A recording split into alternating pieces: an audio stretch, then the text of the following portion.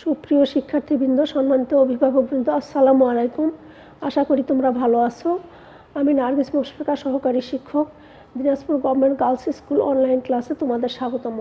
আজ তোমাদের আমি অষ্টম শ্রেণীর বিজ্ঞানের সপ্তম অধ্যায় আলোচনা করব। তো তোমরা অনেক ধরনের খেলার অভিজ্ঞতা আছে, যেমন দেখবা যে ক্রিকেট বল আমরা যদি উপর দিকে ছুঁড়ি তো সেটা নিচে নেমে আসে। গাছ থেকে প্রতিনিয়ত ফল কিন্তু মাটিতে এসে পড়ে। তো এ থেকে মনে প্রশ্ন জাগা স্বাভাবিক যে এই ঘটনাগুলো কেন ঘটে। এগুলো আসলে দেখা যাচ্ছে যে পৃথিবীর সব বস্তুকণায় বা মহাবিশ্বের যত বস্তুকণা আছে এরা কিন্তু পরস্পরকে আকর্ষণ করে। তো এই আকর্ষণ বলটাই হলো মহাকর্ষ। তো আজকে আমাদের আলোচনার বিষয় হবে পৃথিবী ও মহাকর্ষ। আচ্ছা, তো মহাকর্ষ আমরা কাকে বলবো?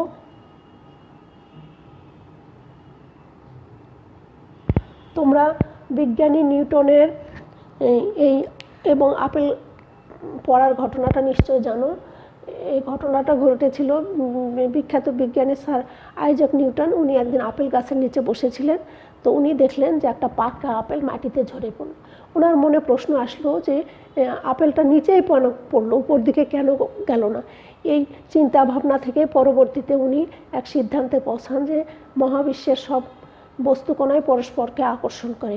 এই আকর্ষণ শক্তিটাকে তিনি মহাকর্ষ নাম দেন। তো এই ক্ষেত্রে দেখা যাচ্ছে যে পৃথিবী এবং চাঁদ, তারপরে সূর্য, চাঁদ পৃথিবীর মধ্যে যে আকর্ষণ বল, এটাকে আমরা মহাকর্ষ বল বলি। তো এই মহাকর্ষ যে বলটা, এই বল সাধারণত এই বস্তুদ্বয়ের ভরের সাধারণত গুণফলের সমানুপাতিক হয় এবং এই বস্তুদ্বয়ের দূরত্বের বর্গের ব্যস্তানুপাতিক হয়। এবং দেখা যাচ্ছে এই বলটা সাধারণত ওই বস্তু দ্বয়ের কেন্দ্রের সংযোজক সরলরেখা বরাবরই কাজ করে। তো আমরা যদি ধরে নিই যে দুটি বস্তুর ভর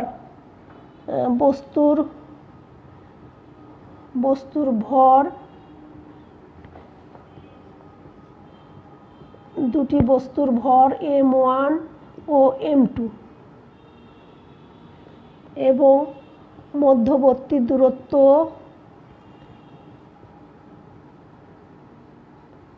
দূরত্ব d হয়, তবে মহাকর্ষ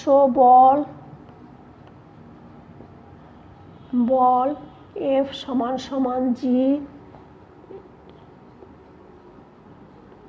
m1 m2 divided by d square. অর্থাৎ এই ক্ষেত্রে দেখা যাচ্ছে যে এই মহাকর্ষ বলটা কি হবে? বস্তুদ্বয়ের ভরের গুণফলের সমানুপাতিক এবং বস্তুদ্বয়ের দূরত্বের বর্গের ব্যস্তানুপাতিক। তো এখানে জি একটি মহাকর্ষীয় ধ্রুবক।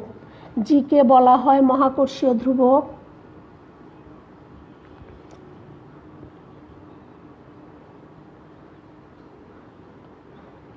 তো এই জি এর মান যদি কি হয়, এই বস্তুদ্বয় অর্থাৎ এদের প্রত্যেকের ওজন 1 কিলোগ্রাম হয় এবং এরা যদি 1 মিটার দূরত্বে অবস্থান করে তবে এরা যে বলে পরস্পরকে আকর্ষণ করবে সেই বলের মানই হলো জি। আচ্ছা, আর এই ক্ষেত্রে দেখা যায় যে যদি আমরা বস্তুর যদি ভর বাড়ে তাহলে বলের মানও বাড়ে। অর্থাৎ আর যদি দূরত্ব বাড়ে তাহলে কিন্তু বলের মান কমে যায়। ঠিক আছে? তাহলে এই ক্ষেত্রে দেখা যাচ্ছে ভরের মান যদি দ্বিগুণ করা হয় তাহলে বলের মানও দ্বিগুণ হয়। ভরের মান যদি 3 গুণ করা হয় তবে বলের মানও 3 গুণ হয়। কিন্তু দূরত্বের ক্ষেত্রে দূরত্ব যদি দ্বিগুণ করা হয় তাহলে বলের মান 4 ভাগের 1 ভাগ কমে যায়। আর দূরত্ব যদি 3 গুণ করা হয় তাহলে বলের মান 9 ভাগের 1 ভাগ কমে যায়। এইভাবে এটা কাজ করে। আচ্ছা, এরপরে আমরা পৃথিবী যে আকর্ষণ বল, যেটাকে বলা হয় হলো অভিকর্ষ, সেটা নিয়ে আলোচনা করব।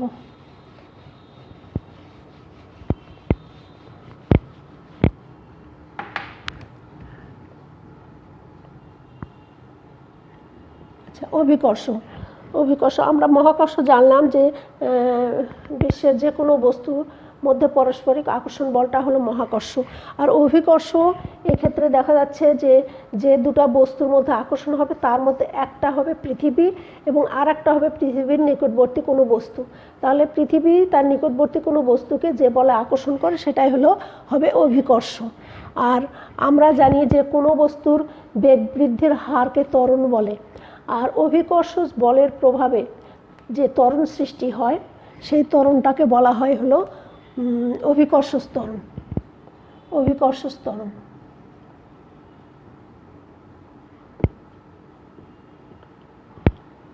অর্থাৎ অভিকর্ষ বলের প্রভাবে কোনো পড়ন্ত বস্তুর বেগ বৃদ্ধির হারকে অভিকর্ষ ত্বরণ বলা হয়। এই অভিকর্ষ ত্বরণের একক metre per second square. Metre per second square. আচ্ছা, এই ক্ষেত্রে দেখা যাচ্ছে যে অভিকর্ষের ক্ষেত্রে যেহেতু একটা বস্তু হবে পৃথিবীর ভর যদি আমরা ধরি m, ভর ক্যাপিটাল M, আর অপর বস্তুর ভর স্মল m এবং দূরত্ব যদি d ধরি, তবে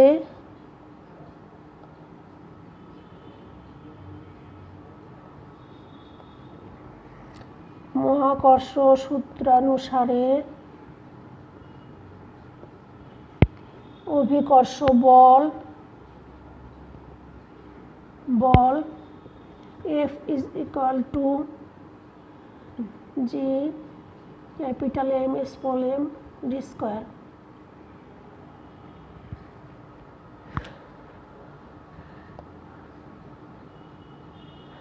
আর বলের পরিমাপ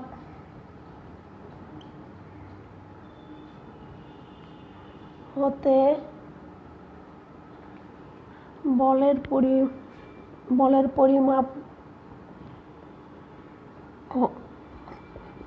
পরিমাপ অনুযায়ী অভিকর্ষ বল F is equal to mg।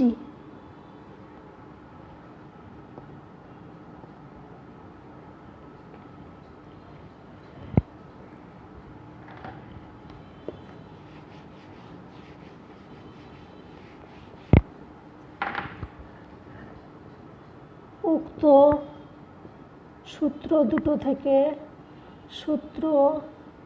দুটি থেকে পাই mg is equal to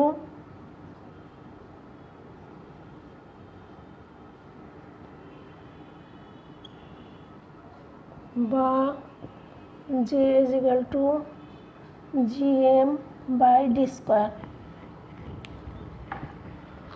অর্থাৎ এক্ষেত্রে অভিকর্ষ ত্বরণের মান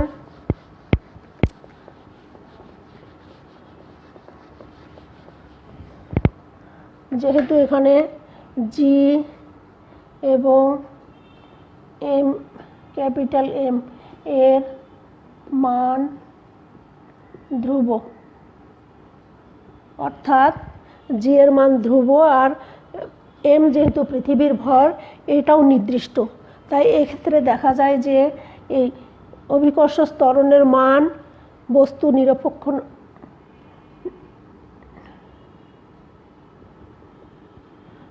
নিরপেক্ষ হলেও স্থান নিরপেক্ষ নয়। অর্থাৎ বস্তুভেদে জি এর মান পরিবর্তনশীল না হলেও দেখা যাচ্ছে স্থানভেদে জি এর মান পরিবর্তন হয়। অর্থাৎ দেখা গেছে যে পৃথিবী পৃষ্ঠের বিভিন্ন স্থানে জি এর মান সাধারণত বিভিন্ন হয়ে থাকে। পৃথিবী আমরা জানি যে এটা গোলাকার হলেও সম্পূর্ণ গোলাকার না, কিছুটা উত্তর দক্ষিণে চাপা। অর্থাৎ এটা যদি আমরা পৃথিবী ধরি তাহলে দেখা যাচ্ছে উত্তর দক্ষিণে একটু চাপা থাকে। অর্থাৎ পৃথিবীর কেন্দ্র থেকে উত্তর এবং দক্ষিণ মেরুর ব্যাস কম হয়, এখানে জি এর মান বেশি হয়। এক্ষেত্রে দেখা যাচ্ছে যে জি জি এর মান এক্ষেত্রে মেরু অঞ্চল অর্থাৎ উত্তর মেরু এবং দক্ষিণ মেরু অঞ্চলে জি এর মান সাধারণত এক্ষেত্রে জি এর মান হয় 9.83, যা সবচেয়ে বেশি। আর এটা হলো মেরু অঞ্চলে। আর বিষুবীয় অঞ্চলে যেহেতু পৃথিবীর ব্যাসার্ধ এখানে সবচেয়ে বেশি, বিষুবীয় অঞ্চলে কি হয়, জি এর মান 9 এটা হলো 7.8, 9 এটা হলো 7.8। আর ক্রান্তীয় অঞ্চলে দেখা গেছে এটা, ক্রান্তীয় অঞ্চলে জি এর মান হয় এটা 9.79। তবে ভূপৃষ্ঠে অভিকর্ষ ত্বরণের একটা আদর্শ মান ধরা হয়, সেটা হলো 9.8। এই ভূপৃষ্ঠে সাধারণত অভিকর্ষ ত্বরণের মান 9.8 ধরেই হিসেব করা হয়ে থাকে।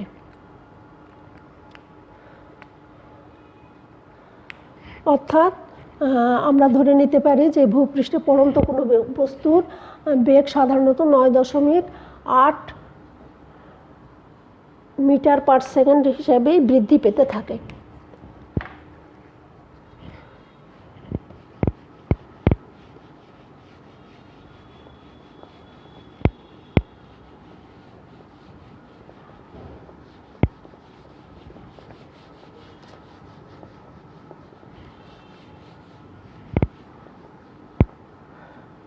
যেহেতু কোনো স্থান থেকে তাই দুটি বস্তু হালকা এবং ভারী বস্তুর ত্বরণ একই হয়, এদের একই সময়ে ভূপৃষ্ঠে পড়ার কথা।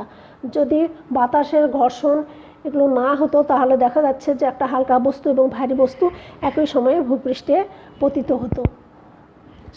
এরপর আমরা আলোচনা করব ভর এবং ওজন নিয়ে।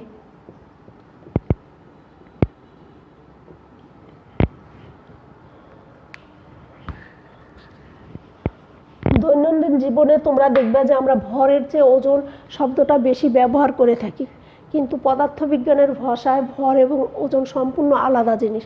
কোনো বস্তুর মধ্যে যে পরিমাণ পদার্থ থাকে সেটাকে ভর বলা হয়, কিন্তু আমরা সাধারণ অর্থে কিন্তু ওজন দিয়ে এটাকে ব্যবহার করে থাকি, কিন্তু সেটা আসলে ঠিক নয়।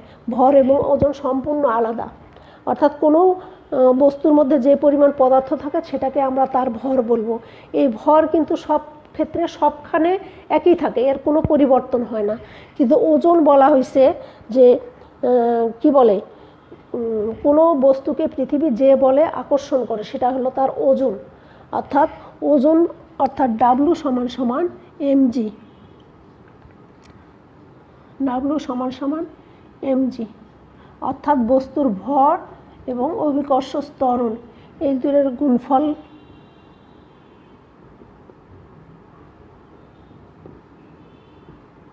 এই দুয়ের গুণফল দিয়ে আমরা সাধারণত বস্তুর ওজন নির্ণয় করে থাকি। অর্থাৎ কোনো বস্তুর ভর সবখানে একই থাকলেও দেখা যাচ্ছে ওজন কিন্তু এক থাকে না। যেহেতু বিভিন্ন স্থানে অভিকর্ষ ত্বরণের মান বিভিন্ন হয়, তাই দেখা যাচ্ছে যে বিভিন্ন স্থানে বস্তুর ওজনও বিভিন্ন হয়ে থাকে। যেমন দেখা যাচ্ছে যে বস্তুর ওজন মেরু অঞ্চলে বেশি হলে বিষুবীয় অঞ্চলে কিন্তু বস্তুর ওজন কম হয়।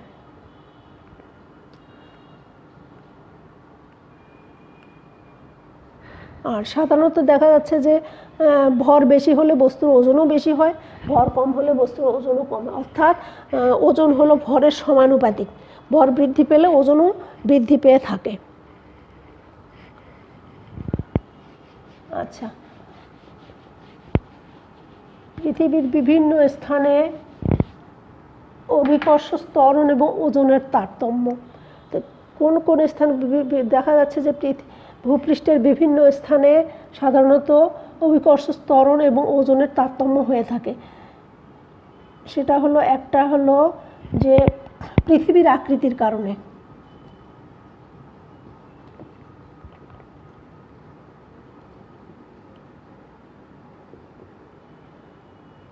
পৃথিবী যেমন বলা হয়েছে যে পৃথিবী উত্তর দক্ষিণে একটু চাপা, দেখা যাচ্ছে যে ওই জন্য মেরু অঞ্চলে এর কী হয়, অভিকর্ষ স্তরণ যেহেতু বেশি হয় ওখানে ওজনও বেশি হয়, কিন্তু বিষুবীয় অঞ্চলে ওর অভিকর্ষ স্তরণের মান কম হয়, ওজনও কম হয়। তো এইটা পৃথিবীর আকৃতির কারণে এটা সাধারণত ঘটে থাকে। এছাড়া হয় হলো পৃথিবীর আহ্নিক গতির কারণে।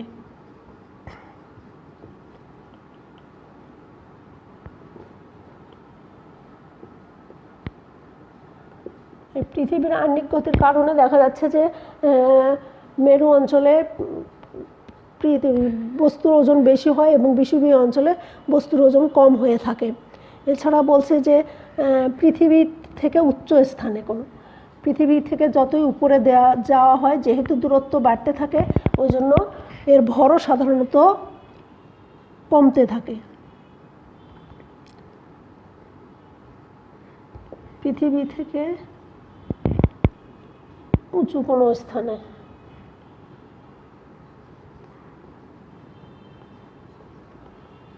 যেমন দেখা গেছে যে পৃথিবীতে যে বস্তুর ওজন যেটা কি বলে, যেহেতু চাঁদে ওই অভিকর্ষ স্তরণ পৃথিবীর 1/6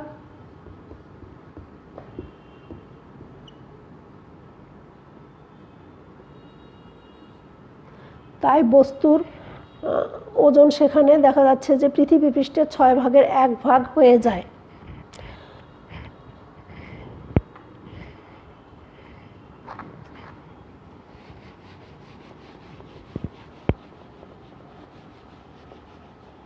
এছাড়া আছে পৃথিবীর কেন্দ্রের দিকে যদি আমরা যেতে থাকি তাহলে দেখা যাচ্ছে যে ধীরে ধীরে জি এর মান কমতে থাকে এবং পৃথিবীর কেন্দ্রে এই জি এর মান পুরোপুরি শূন্য হয়ে যায়।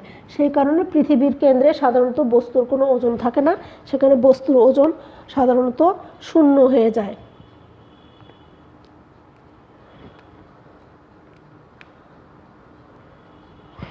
আচ্ছা,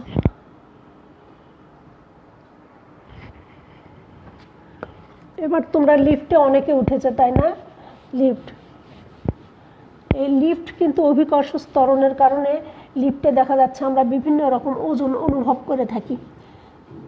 তোমরা অনেকে হয়তো লিফটে উঠতে যেয়ে দেখতেছো যে লিফট চালু হলে দেখা যাচ্ছে অনেক সময় নিজেদেরকে অনেক ভারী মনে হয়, আবার অনেক সময় নিজেদেরকে হালকা মনে হয়।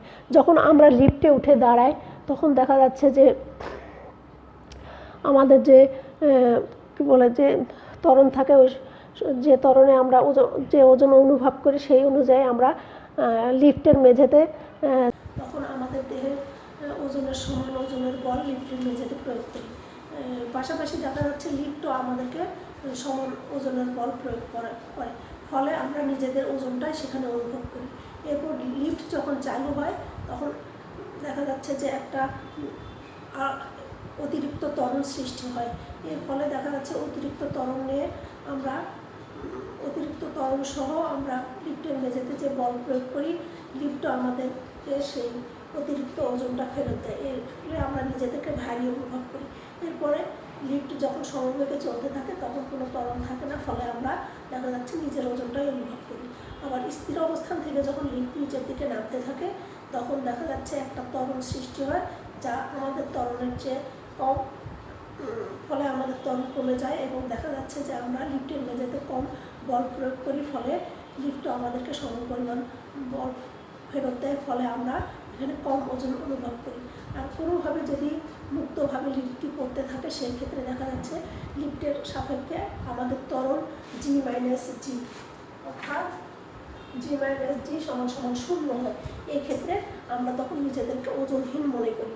এটা সেই ক্ষেত্রেই শুধু সম্ভব হয় যখন যদি কোনো কারণে লিফটের দড়ি ছিঁড়ে যায়, লিফটটা মুক্তভাবে চলতে থাকে, সেই ক্ষেত্রে যদি আমরা হাতে একটা কী বলে স্প্রিং মুক্তি ঝুলিয়ে দেওয়া হয় তাহলে দেখা যাচ্ছে যে এর ওজন সাধারণত শূন্য হয়ে যায়। আচ্ছা, এই লিফটের মতো মহাকাশযানে যে মহাকাশচারীরা থাকে তারা দেখা যাচ্ছে যে এরা ওজনহীন মনে করে। মহাকাশযানের সাপেক্ষে দেখা যাচ্ছে যে মহাকাশচারীদের জি এর মান শূন্য হয়ে যায়, ফলে এরা ওজনহীন অনুভব করে এবং মহাকাশযানে যা কিছু থাকে সবই কিন্তু ওজনহীন মনে হয়। এদের এক্ষেত্রে দেখা যাচ্ছে যে একটা পানির গ্লাসকে যদি উপর করে ধরা হয় তবু পানিটা পড়ে না, যেহেতু এখানে ওজন শূন্য। যদিও সে অবস্থায় তাদের ভর থাকে।